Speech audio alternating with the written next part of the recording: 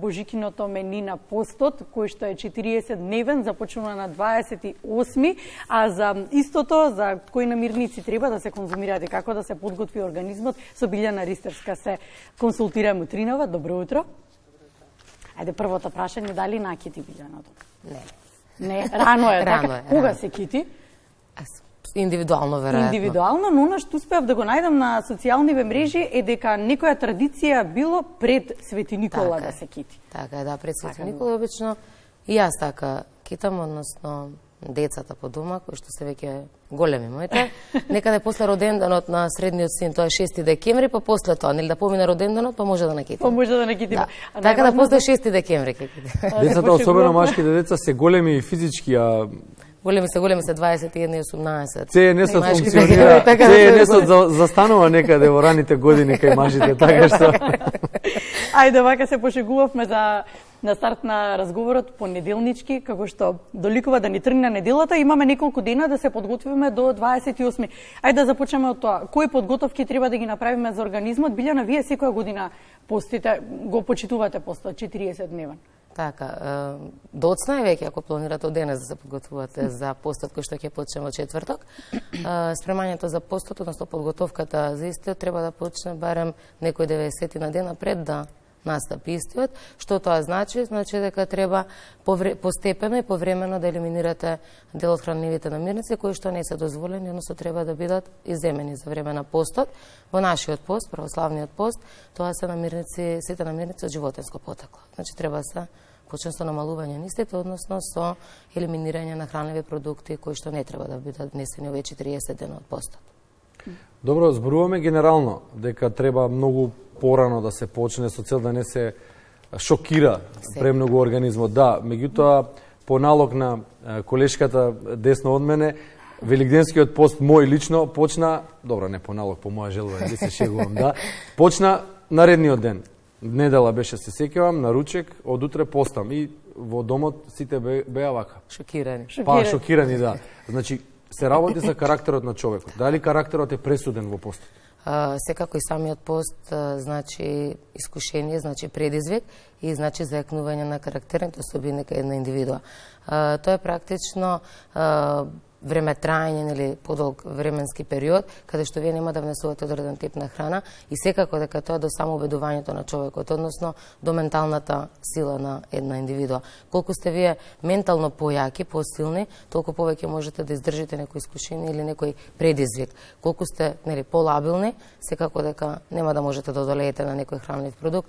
Во најмала мера и ќе погрешите, значи ненамерно, меѓутоа ќе погрешите од причина што не сте спремни психички, психолошки за да направите некоја промена во овој временски период. Вие напоменавте дека од денес за утре, да, може и така да е постот. Зборот под прашањето е дека се работи за тоа дека организмот може да го поднесе постот, меѓутоа мозокот, нели, сигналите што ги дава се големиот проблем. Секако. Ние со организмот, нашите органите, наши и целиот нели организам немаме проблем да направиме некоја било каква промена во поглед на исхраната, меѓутоа спремноста ментална е од клучно значење во овој период.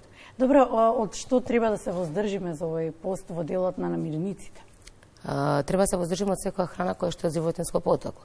Значи тоа е месо, риба во одредени, доколку постите нели религиозно. Риба имаме одредени денови во кои што треба да биде исконзумирано.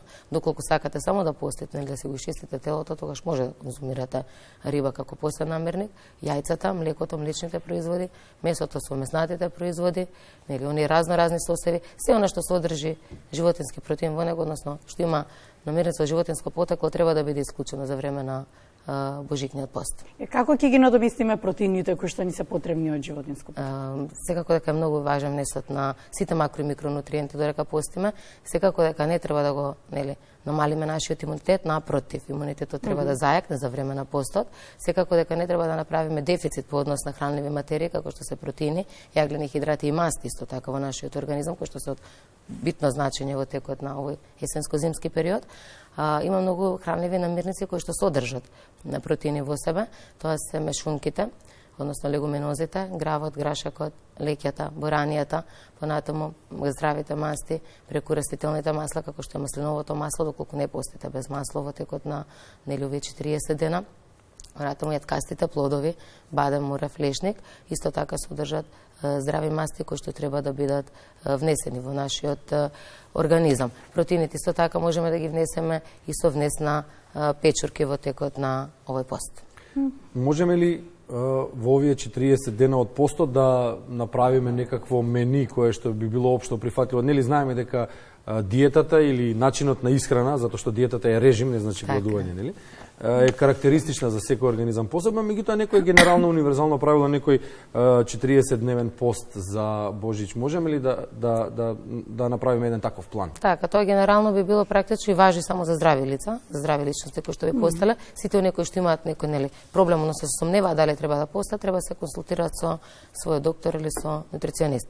Здравото мени што треба да содржи, како што претходно сега напоменав, нели да има добар сооднос, избалансиран сооднос на внес на протеини, јаглени хидрати, масти, растителни влакна во организамот, се со цел да се одржи доброто здравје на човекот кој што ќе пости, се со цел да не се направи дисбаланс во дигестивниот систем. Најважен е, нели, дигестивниот систем, односно и таа храна која што ќе внесете треба да биде добро сварена. Што би се одржал? Треба да имаме здрав појадок наутро. Од што би се состоел тој здрав појадок? Можеме да свариме, нели, житарка, било која и да е, од цело зрно, значи, да биде 1000 просо, киноа, рж, овес, што е да сакате да внесете во храната, изреднете еден морков, додадете пола авокадо, една чаша природна цеден сок или чај, е сосема доволно за појадок. Тука може, нели, и да сте малку покреативни, да додадете некоја маслинка, да додадете некој свеж зеленчук, како што е доматот, крставичката, или сега во текот на зимскиот период, тоа може да биде ферментираниот зеленчук, односно зимницата која што ние додаваме, меѓутоа не на секојдневна основа, нели. Понатаму преминуваме на некоја ужина. Ужината може да биде, нели, парче до 2 овошје со шака јаткасти плодови. Исто и тука можеме да имаме една чаша чај или какао.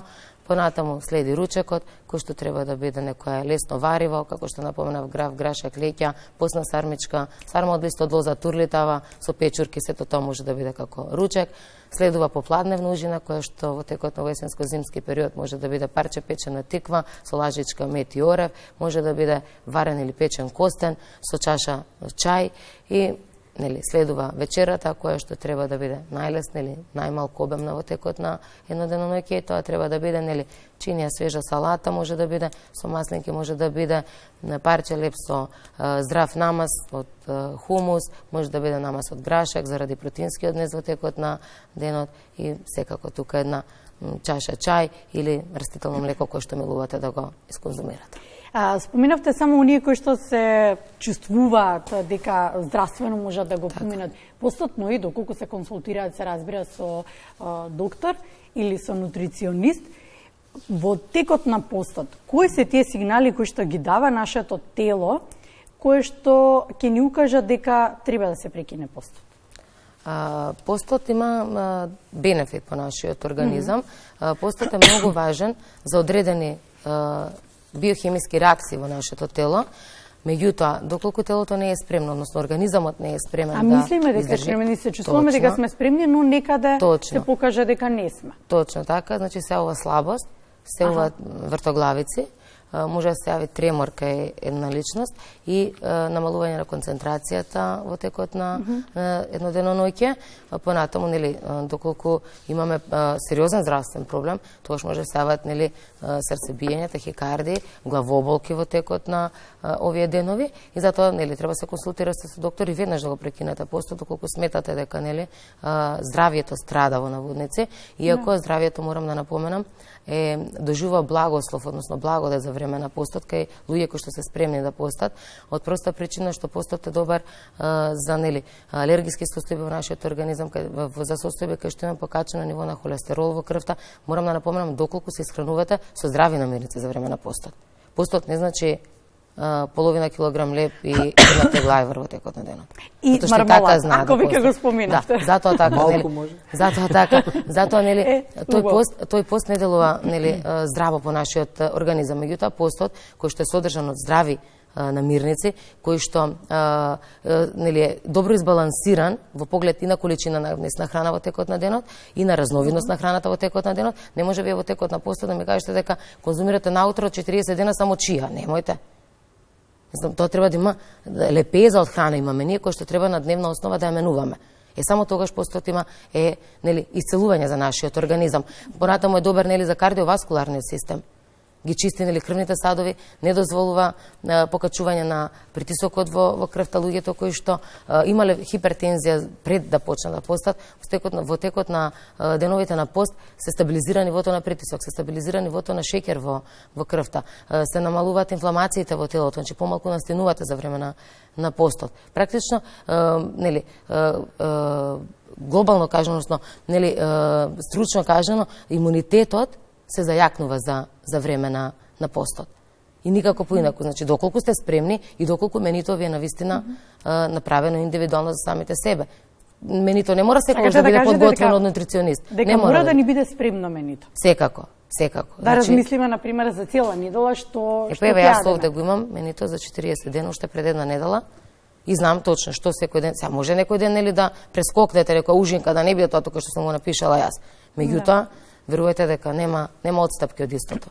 И е многу позгодно, нели? Знаете, се спремате неделно. Има тука едно мени, вели 28 ноември, првиот ден од постот не е особено тежок, може да се јаде риба, сготвена храна, но не и растително масло. Домакинките може да подготват суп од зеленчук како и ориса. На 29 кога сме ние на емисија, во петок е забрането да се јаде сготвена храна. Верниците веруваат дека ореви, овошје и суров зеленчук, односно сиров треба да стои, треба да се јадат на овој ден. Дозволено е користење на леп мед и суво овошје. Дали сировата храна може да ја замени обработената храна? Тоа беше прашањето. Дали има доволно во неа од она што му е потребно на организмот? Секако дека има. И во текот на постот, значи нели, можеме 70% да бидеме на сирова храна, 30% на термички обработена храна. Постот нели има многу долга традиција.